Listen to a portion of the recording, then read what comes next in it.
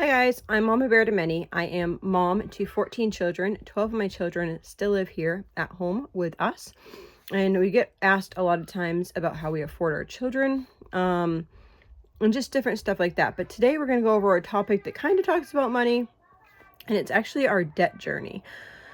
We do not like debt at all. Years ago, we were reading through the Bible and we realized how debt can really be a burden. And I don't think that debt is a sin. It doesn't seem like debt's a sin, but it definitely can be a burden, and it can be a burden to you and your family. That said, we have debt, and I'm going to give you our debt journey so that maybe it can inspire you, or just maybe you can relate with me and we can be on this journey together. So I will rewind a bit. When we first moved into this house, we were really quite poor.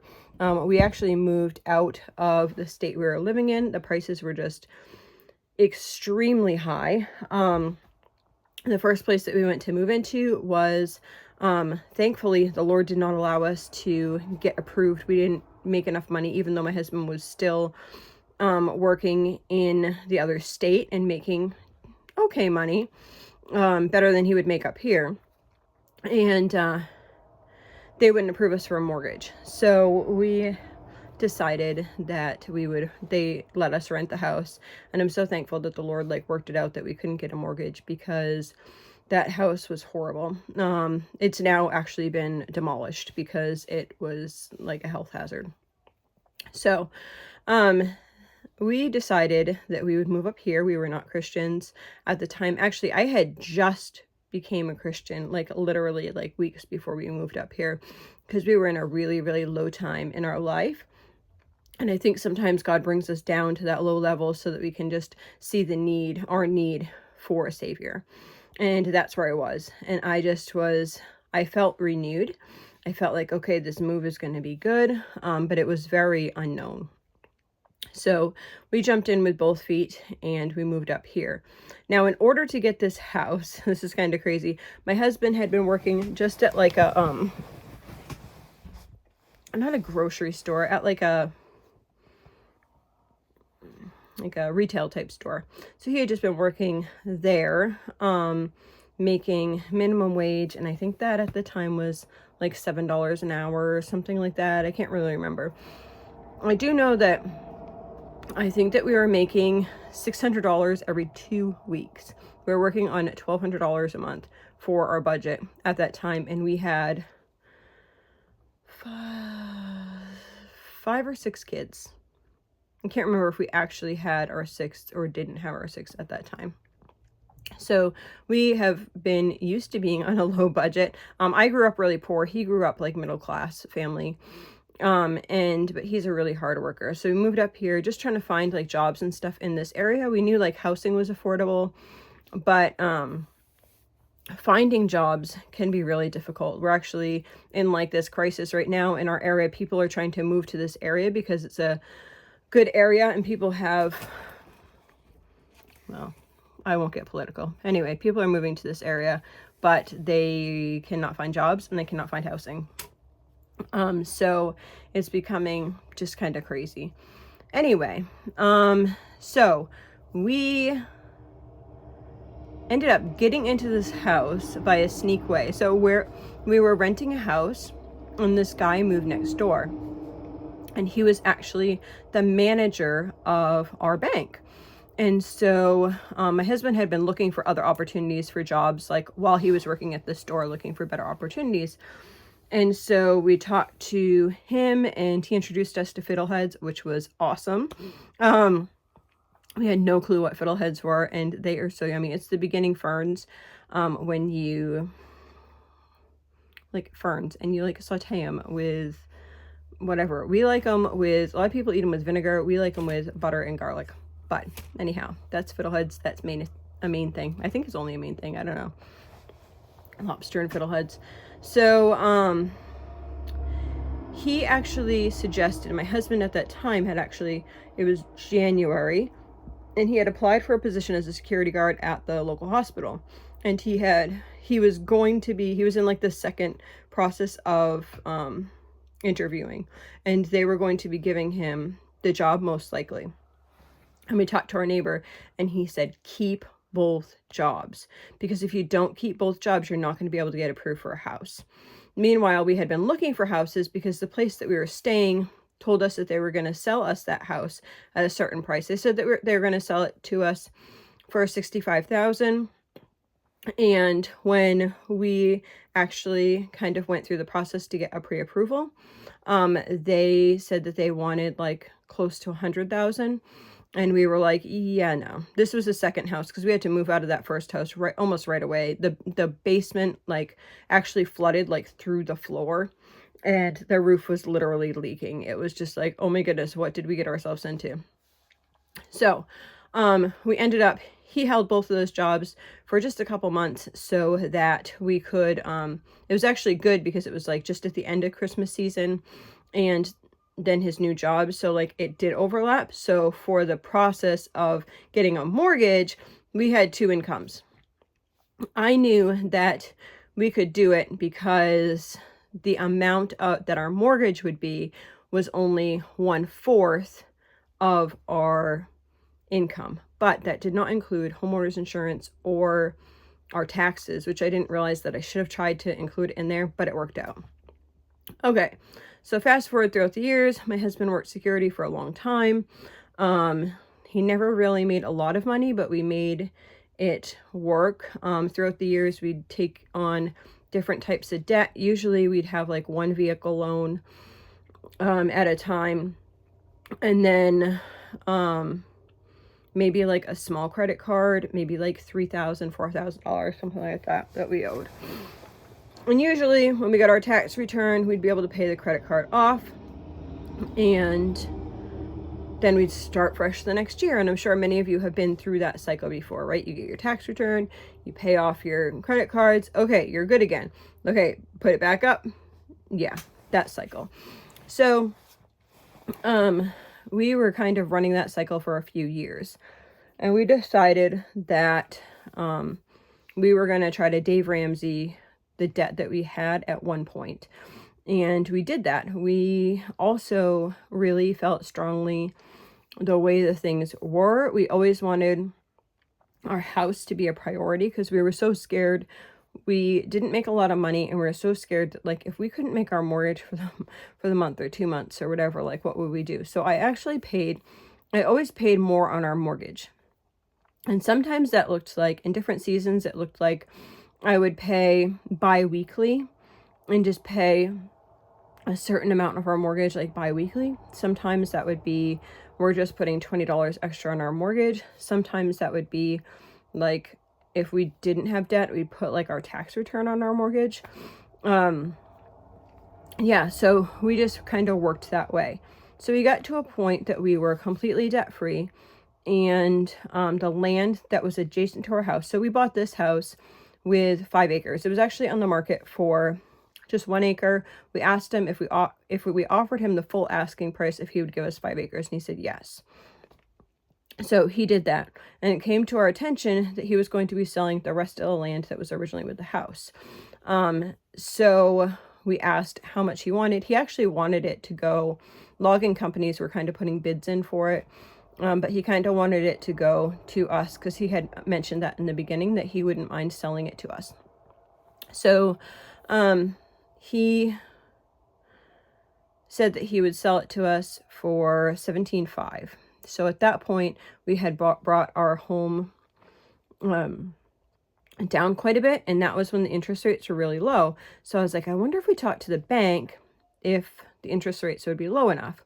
So the way that we ended up working it, we also were nervous, like if something happened, like we didn't really own a piece of land outright. So we were able to, because we had paid it down so much, we remortgaged our mortgage for pretty much the original price that we paid for our mortgage, which was $70,000. So we remortgaged for the $70,000, and then we bought the land cash. So we bought the remaining 26 acres cash. So that was ours. We own it free and clear. That actually felt really good to be able to do that. Because you can remortgage for like home repairs or whatever. We just remortgaged so we could buy the rest of the land. We also put that loan into a 10-year loan. We never took out a 30-year loan because we had watched so many things, and we had owned a home in Florida that we took a 30-year loan out. We had learned a little bit over the years, like most of us do. And we decided that we were going to, our first mortgage was for 15 years. And then the second mortgage we put on for 10 years because it was only going to be, $50, like $52 more a month. So I was like, yeah, $52 more to take off 5 years. Yes, I'm signing up for that. So I'm very thankful. My husband's like the same as me. Like, we want to pay things off. Neither of us are really bad spenders. If anyone was a spender, it's probably me more than him. I think in the beginning of marriage, he probably would have been the one that would want to go out to eat more. But now we both kind of have like the same ideals and that type of stuff. And we're really cautious with the money that we do spend, and really try to ask ourselves and wait and be patient for what we need or want. And so, things kind of were working out well. And then I'm trying to think, we were working on paying down our mortgage mainly. We were pretty much running everything cash. My husband had changed jobs a couple times over the years. He was the manager of a store, the local grocery store now, which has actually got rebought out. It's not the store that I go to. I might end up going there. We haven't been too happy with the people that it was rebought out from. So anyway, before it got rebought out, he was the manager of that store. And then he needed a repeat hernia surgery. And so he took 6 weeks. No, I can't remember how that all rolled out, to be honest with you. Anyway, during that period of time, so my son was a quadriplegic, and he had Duchenne's muscular dystrophy. So normally, if we lived in a populated area, we would be able to have a nurse come out and help us out with our son on a daily basis. But we don't live in a populated area, and we could not get anyone out here to take care. We had nurses for small periods of time, but nobody really stuck around. I think one of the nurses stayed for a year. But other than that, there was no outside type of help. Once he turned 18, then I could go apply to become like a caretaker for him. So I was his full-time caretaker, and I got paid for his care. That's just how it works. A lot of people do this. Some people take care of spouses. Some people take care of just different people. It's a very common practice. So in rural areas, if I had a choice, I probably would have actually had the help and had somebody come in to help take care of him, because it was a really hard task. There was beautiful moments in it, but it is very hard to take care of somebody 24/7. I mean, he can't move his hands. So, if he has an itch, you need to go itch him. If he needed all of his toilet, he needed all of his dressing, he needed all of his showers and all that type of stuff. All that care was taken on. Well, he was trying to think how old he was. Anyway, the state, so you have an overseeing nurse that comes in, and they evaluate him for how many hours he needs. So if they evaluate him for 40 hours, then one person is okay to do the 40 hours, and you're okay. Well, there came a time that they evaluated him as being a 73-hour patient. So he needed to have care for 73 hours, which is kind of ridiculous, because he really needed care 24/7, because we had a video baby monitor in our bedroom, because there was times in the middle of the night, his equipment, I had a hard time after he died sleeping without listening to his BiPAP machine, because I was just so used to that noise. And if If he caught a little bit, then I'd wake up and go downstairs. Like I would sleep really light. I would hear it and I would go downstairs and take care of him. So we were actually looking again for a nurse, and the agency was looking for a nurse throughout the whole state of Maine. They were looking for somebody that might be willing to come to this area, and that did not happen. So they ended up wanting to hire my husband because he was the only one in the household that was over 18. So we decided it was kind of like a decision of, you can hire your husband, or your son will probably need to be in some sort of facility. And we never wanted, we wanted him here like 24/7. Like we're his family. Like I would have done everything for free, but when you get to a point that he needs like so much care, then the state's kind of like involved, because they're involved with the doctor's offices and that type of stuff. So you kind of are on this like fine line of what you legally can and can't do. So my husband said that yes, he would take care of him. So myself and my husband were his full-time caretakers, which was good and bad, because then our sole income was from him, and this was not for a very long time. I think it was only, let me think, maybe 2 years. Maybe 2 years. I'm trying to think. He was 23. I started for about 2 years. Anyway, so, debt. When my son passed away, we had 0 income. And even the time he was in the hospital, they wouldn't pay, even though we were present in the hospital with him. So we were trying to, it was such a funky time. So we've never used unemployment before or anything like that. We've always worked. So when he passed away, it was February, and I was due for a baby in April. And we still had to plan for the funeral and that type of stuff in between that time. And so it was suggested that from the agency, that we apply for unemployment.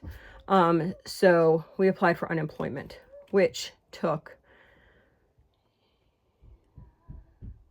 we did not get unemployment till after I had the baby. And at that, my husband got unemployment, and I got $200 every 2 weeks when I was working as a full-time employee. Had I had the brain power at that time, I would have fought it, but I didn't fight it because I was dealing with the death of my son. I was dealing with everything that was going on, and I just didn't feel like I could handle doing that. So during that time, we were planning a trip right before then. So we had saved up a bunch of money cash. Not a bunch, but quite a bit of money cash. So we ended up basically paying for our bills, except we did end up putting $3,500 on a credit card. So $3,500 on a credit card. We went to go to the funeral, and I didn't realize how funerals worked, and I didn't understand like the amount of an expense of a funeral either. So we chose the cheapest of the cheap of the cheap for a burial. Like I couldn't get any cheaper. I tried to cut out anything possible for that, and I couldn't. And you couldn't have a service until your funeral was paid in full. And we felt it was important for our children to be able to close that before the baby was born. I don't know if that makes sense or not. So we ended up taking, we had 2 credit cards, and we maxed out 2 credit cards.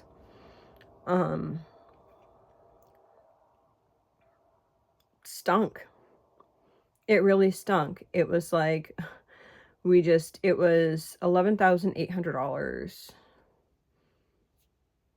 for that, I believe. That doesn't include a headstone. That's just basic burial, transportation of body, those types of things. So where we're at now, we have gone up and down and paid off debt and tried so hard and done all these things. And years ago, we spent so hard paying off debt that we didn't do things with our family and do things with our kids. And I think we were wrong there. I really do. I think that we were wrong. But I think that you should still be really wise if you're doing things with your family, that it's something that you can afford. And I definitely advocate, I am just putting out a video about going camping because it's really an affordable way to like do something with your family. I think you just really have to be cautious on what you're doing and how you're spending your money. So my husband got a job July of that year. He actually had been offered a couple other jobs in between that time. So we also, because he wanted to be the only one that was working, because I never worked outside of the home during that season, and I had a newborn baby. I didn't know what we really wanted to do. We were trying to actually build a roadside stand at that time, and like I was going to be the one who was going to be in charge of that. So we were just trying to figure all that out. So we decided that I would be home and then he would work. But that meant that he really needed a more specific income, and even beyond the specific income, he needed a type of job that would be family friendly. During this time, we also found out that our daughter had a huge autoimmune condition. And so we needed to figure out what was going on there. So he needed a company that kind of puts family first. So he looked at a couple different places. He actually got a job offer with a local town as like a town person. I don't know what they do. You know, like they do the dump and they do I think they do the roads and stuff like that. I'm not quite sure. So he got offered something in there. And then somebody had said, oh, my husband turned down this job in order to go work for the railroad. And we were like, oh, why? Like, and they're like, oh, well, this only makes $21 an hour and the other one made like 25 or something like that.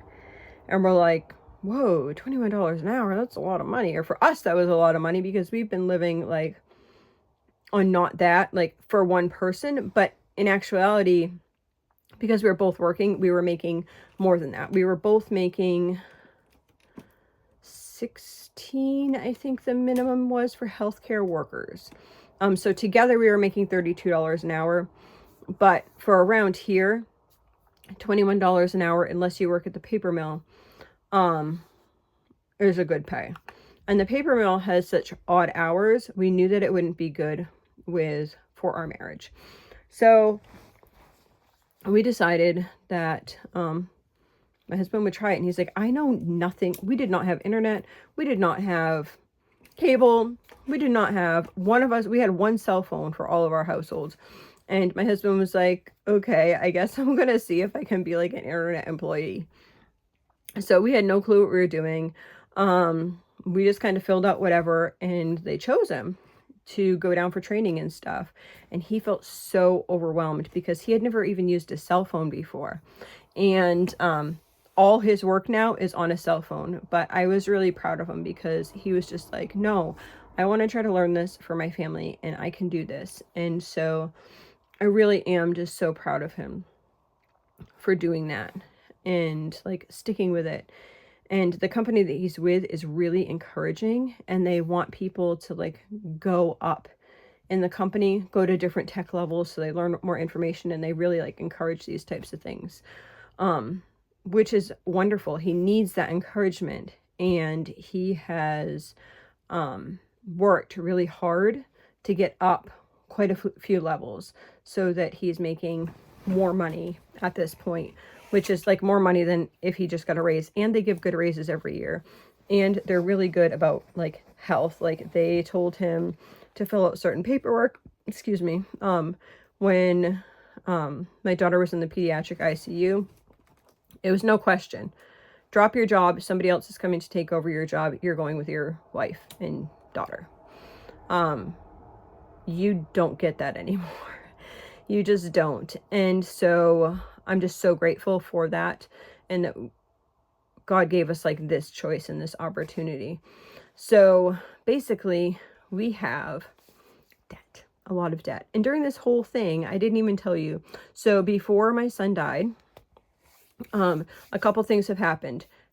We decided that we were going to get a tractor to move the round bales because we no longer could get square bales, and we were moving round bales, just pushing them. And one winter, my daughter, she went to push it and she fell off and she dislocated her arm backwards. And it has been bugging her ever since. And we're just like, we just need a tractor. Like, that's kind of like a farm type thing. And we thought we were going to go further with the farm where we'd be selling stuff roadside and all that type of stuff. And so we said, we're going to get a tractor. We got a really good interest rate. It was 3.75. So we decided to get a tractor at that point. The fall before my son died, both my husband and myself really felt like we're done with COVID because everything was closed down, right? We couldn't get in places. We couldn't do things. We couldn't even go like any place, like with our family, like even to the grocery store. I couldn't bring my family in the grocery store. And so my son usually went to camp once a year, and that had been closed down for years. We're like, we're done. We're going to do something fun with my handicapped son. We ended up buying, this is probably not the best idea, but we ended up buying a truck and a camper, a handicapped camper. It had a ceiling lift in it. It could lift him like into the bed and out. And so we ended up buying that all through credit, right? Paying monthly payments, that type of stuff. We ended up buying that so that we could take him on vacation. My husband had said, like, at that time, let's just wait till next summer. And we had bought it in the end of August. And I said, no, let's do a couple like trips this fall. And he's like, I was like, they can just be like right local. So we took him on 2 trips in the fall. One was like, it's the easternmost campground in the United States, which was really cool. I have a picture of him just sitting like right there, just looking out like into the sky. It was just beautiful. And then also we went to like a local campground where he could get down near the lake and watch the kids swim and that type of stuff. So that was really, really special to be able to do that.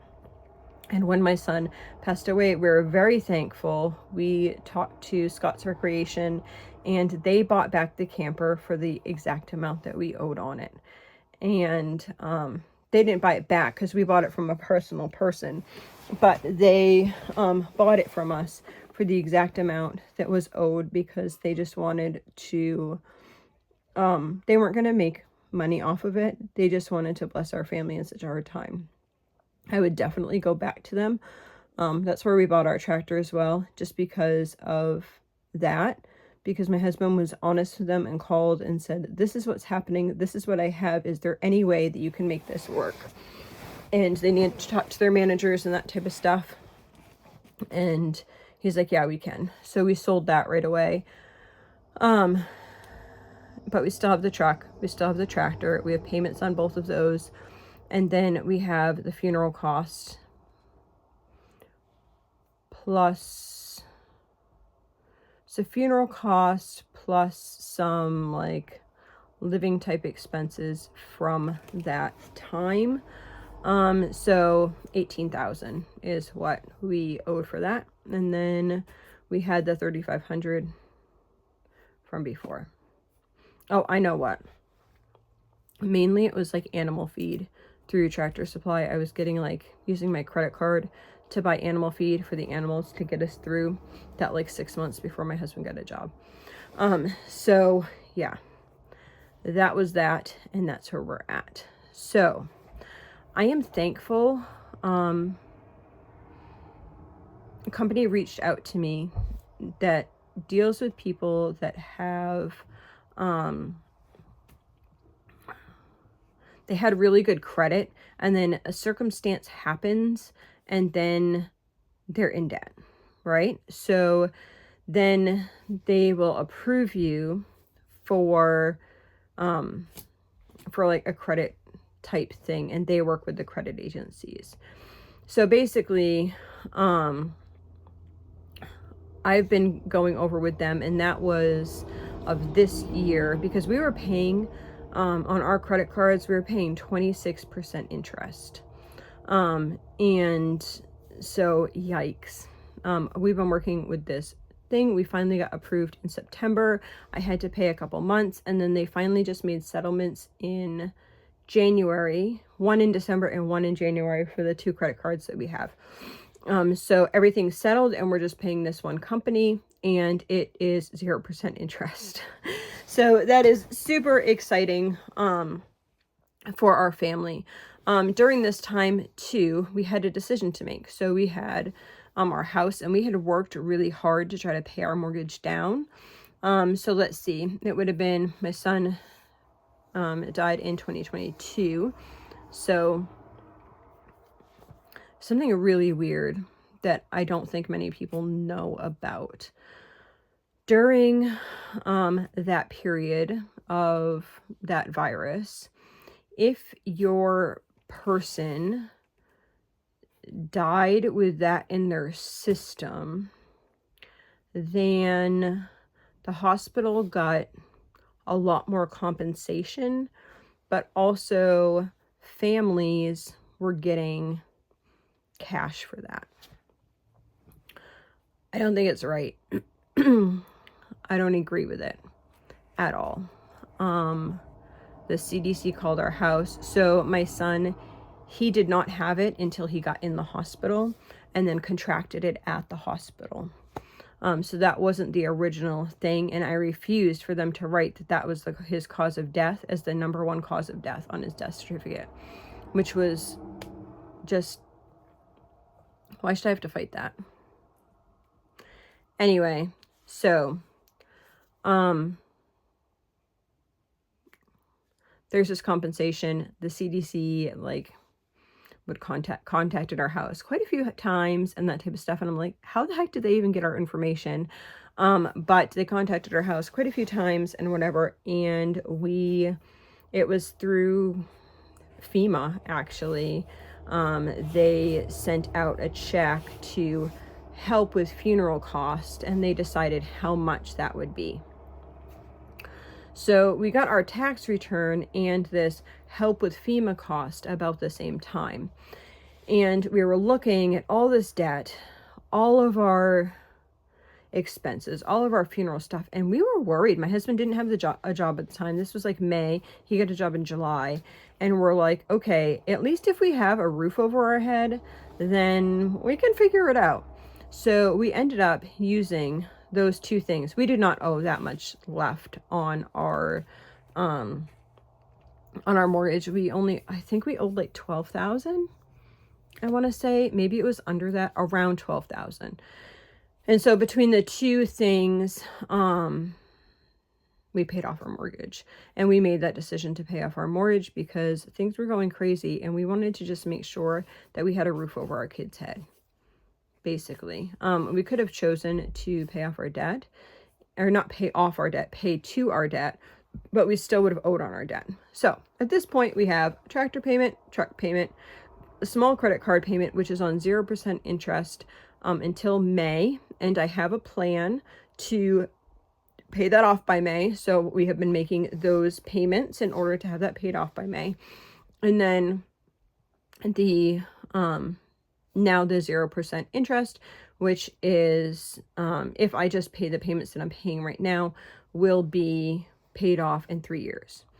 So basically our plan is to take, once we pay off that one credit card, then we'll roll it on the next thing. And we will probably roll that onto the tractor, because I think the tractor is the next item that is the least expensive. Both our tractor and our truck have about the same interest rate. I think it's like 0.10 difference. I think one is 3.95 and the other one is 3.75. So the interest rates don't really matter. And if we were to ask ourselves, which would we rather have repoed, it would be it would be the truck instead of the tractor. Not that we want either of them repoed, but you know, if everything went crazy, then that would be it. We also are focusing on trying to keep an emergency fund. We also are putting money because I most likely will have the baby at the house. So that means that I would, we pay cash for our babies. So I think what I'm going to do this time is I'm going to do the beginning of this pregnancy at a doctor's office so that I can get my ultrasound and stuff paid by insurance, and then switch over by the end if everything looks good. So that's kind of my plans on things, just to make sure everything looks good via ultrasound. The reason that I don't choose to do that is to be in hospital is I would be forced into an induction, and I don't live close enough. So the doctor's is 2 hours away, and my last couple of labors, my midwife hasn't even made it here, and she lives 2 hours away. And so to pack up a vehicle and then to go, I don't know that I would make it, but at the same time, I really don't like inductions. So that is where we're at. Hey, sunshine. I'm trying to put this on, but it's too hard. I think you're trying to put it on backwards. You want to put it on that way? You can if you want to, but see, there's a tag right here. Do you want to turn it around? Want some help? This way. So, I hope you join us in our journey of paying off this debt. So one of the reasons that I started YouTube. In a minute. There, get it right there. Okay. Yes, I have crackers in my bedroom. Right there on Daddy's dresser.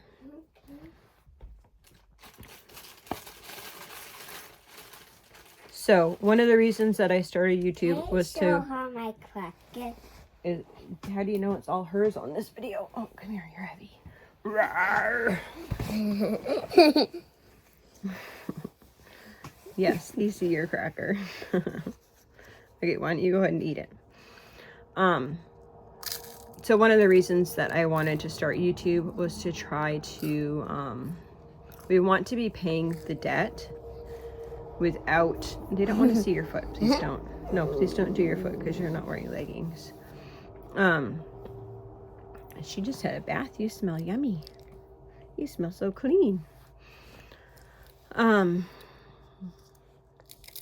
Like I said, like having a son who died really made us want to spend more time with our children. So as far as YouTube goes, eventually the goal would be is that would kind of be the income that might be able to pay for a camping trip, or pay for things like around the house, just that like we don't have the money to like do, or different projects that need to get done. But I'll do another video. I think I'm going to do a video on how much I actually get, and do you mind? How much I actually get from YouTube, and if I'm making money, and if I think that it's worth it. I think I'm going to make a video like that. I saw another one the other day, and I think that it's good because it helps people who are interested in getting into it to know what they're getting into. I love you. So, we're going to go. I hope y'all have a blessed day. Bye. Can you ask them to like and subscribe? Like and subscribe. Go ahead, Bridget.